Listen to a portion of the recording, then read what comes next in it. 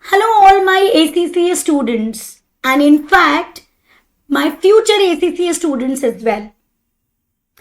I am now coming across a lot of queries by the students who ask me, ma'am, should we opt for exemptions which are offered by ACCA and also offered by the colleges with which we are doing our undergraduation degrees, or based on the professional qualification that we have and the other degrees, we get an exemption by ACCA for many subjects, 5, 6, sometimes 4, sometimes 5, 6, 8, 9 subjects as well. So what do you suggest? I mean, the best answer that anybody could give would be like, go ahead with their exemptions. But I would say that no, my friend, thoughtfully look at these exemptions and then analyze based on the factors that I am telling you, that should you take the exemption or not, because I'm telling you, you are the best judge for yourself.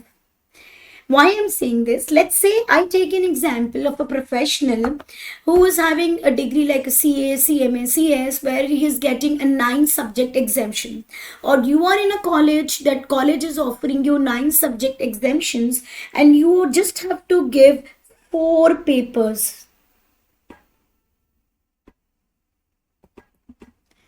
Okay, now the purpose for you to opt for ACCA is because you want to elevate your professional qualifications, and then after getting the degree you are on the job, or whether you are already in the job and you want to elevate your levels. So let's say I'll take one example that is my subject as well, which is UK taxes. One of the optional paper which I always recommend students to take, not because I teach it, but because I find it to be highly relevant in today's environment. I am having a background of more than 14 years, 15 years of tax experience in consultancies. Right, so I have seen a lot of outsourcing work also coming to India for the UK, for US, and I find it to be a great opportunity, as you know, as a practice area, as an employment area as well. So I always recommend students, you please take ATX as a P-level subject, because it opens up a big horizon for you to go into venture into the UK taxes, going into the international market, looking into the overseas markets, overseas taxes, international taxes, mergers, acquisitions, their tax angles, looking into the double DTEE experts positions also. And I think there are lot of other areas also that gets opened up apart from the UK tax, of course, filing the returns, doing the due diligences, and other areas. And in fact, being a tax expert, tax consultant, working in that back office as well. Now, coming to this point of exemption, so let's say a student comes to me and he says, ma'am, I want to learn ATX from you. I say, okay, fine, and we start with it. But what I found is always that the students then come and just study from the passing point of view. Boss, you have to study from the point of view of that, when you are on the job and you have a technical situation, you are just handling it like this. So with the proper base knowledge, that becomes even more effective. I can guarantee that I will make you clear your ATX exams. But what I find missing in sometimes these students is that if you have a tax base, then you go to a P level, it makes your understanding more firm, more better, more clear, and that is with you for another 20-25 years. And that's not a short-lived one. Right, so that is a flaw. If you go for exemptions, you found that base missing. Likewise, if you study PM and you go to APM because you want to be a management consultant, you want to be a cost, a consultant, you want to go into this practice of product costing and, cost optimizations, budgeting, variances, management information systems, and so on, these areas become open for you. But are you ready? Because for applying the practical concepts, you need to be conceptually strong. So my friends, are you ready? If you take exemptions, your base becomes dwindle. You have not studied MA, you got the exemptions. You did not study PM, you got the exemptions. And now you want to study APM and suddenly you feel, oh my God, everything is becoming too clumsy. Okay, so opting for exemptions is good from the point of view that you have to pay less and you can achieve your degree sooner. But I'm not saying that you leave out all the exemptions, but I have many students who take tax sessions just because they want to have their basics clear, because they are very clear they want to practice in taxes. I have students who take MA and PM sessions just because they want to have their cost base very clear. We have students that even they offer audit, even they offer FR, and basically with the purpose that they want to have their basic core knowledges strengthened. And people also take accounting also, which is a base for FR.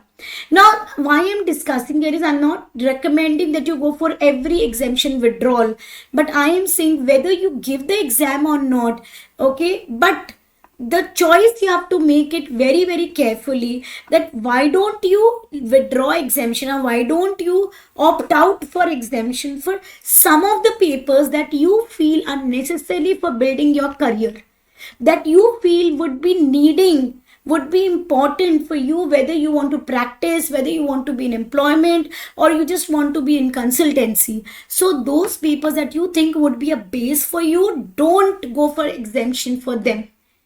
Okay, because you can save your exemption amount now, although you pay exemption fees also, right?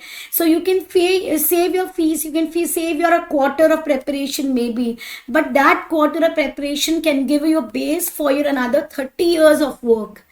So I recommend that, guys, students, please go for the opting out of exemption only for those papers that you find that your base is missing with, that your concepts are dwindling with it. So you are not just aiming for clearing the exam, you are aiming to ensure that when you have on the job questions, on the job situations, you are handling like flawlessly. So have your concepts absolutely crystal clear for that. Offer classes, offer exams only for those typical, subjects for which you want to opt out of exemption. Let's say out of 9 you find there are 1 or 2 that I should not be getting the exemption for, opt out for exemption and appear for those 2 exams. In case if you don't want to appear for the exam, you can even take the exemptions and take the classes, so that you are conceptually clear for those concepts, and then you move ahead to the advanced level, to your strategic level.